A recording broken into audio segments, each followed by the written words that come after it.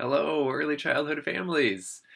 This is Jake, speech therapist with South Coast ESD, and this video is about using pictures to communicate. It's just an introduction and just to give you an idea of some ways you can use pictures to communicate with your child. In the next week, we will be sending home some pictures, and hopefully they will look like what your child has been using at our early childhood site in the sessions that we've been doing. So in a moment, I'm going to show you some examples of what that can look like. So using pictures is a great thing to do during a routine that you do every day. We're just going to give the example of snack. I don't know about you guys, but since we've been stuck at home, we've been eating a lot more snacks than usual. So it's a great opportunity to encourage communication with your child during those routines. So keep in mind, this is not your child having to use pictures in order to get their breakfast.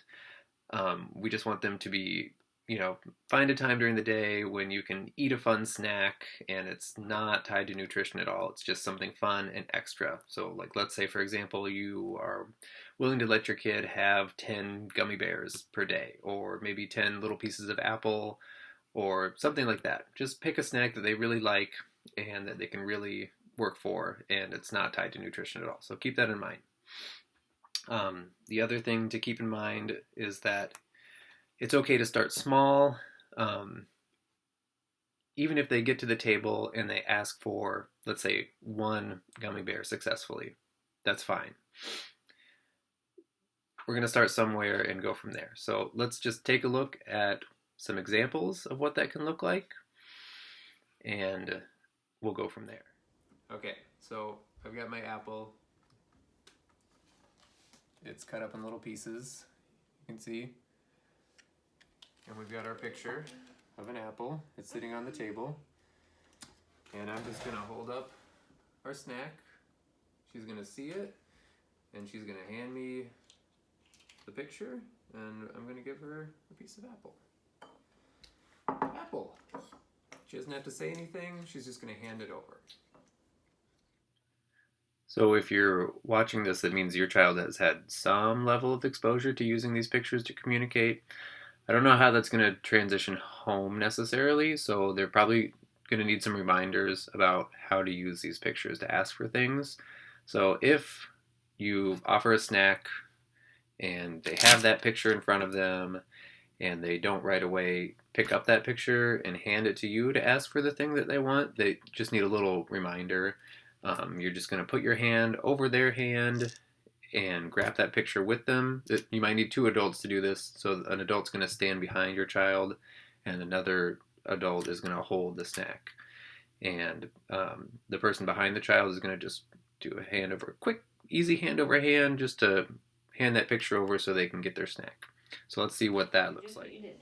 Okay, so she can see our snack. She reaches for it. Some other grown-up hands over hands, and then she gets the snack, apple, like that, and then you just do that again. Now your child might be a little more experienced with using pictures, or they might progress really quickly through the one picture stage, in which case we can build up to that using two or more pictures. So let's see what that can look like. They can say want apple, or again, maybe there's pointing to the pictures, and that's okay too. You can talk for them. It's just to give your kiddo an opportunity to ask for something in a way that works for them. Okay, so again, we have our apple in the bowl, and we have our pictures together. Here we have two pictures. And again, we're not expecting them to necessarily say any verbal words. We just want them to point to the pictures to get what they want once they're at this point. So, oh, you want apple. Just like that. Now, some of you are already at or past the point of using two or more pictures, in which case I've included some more pronouns and verbs for you to play around with. So for example, you can say things like, I want apple. We're going to see what that looks like here in this next clip. Okay, so here's the 3-word level. Again, verbal words are great, but that's not the expectation here. I want apple. Oh, apple. You want apple.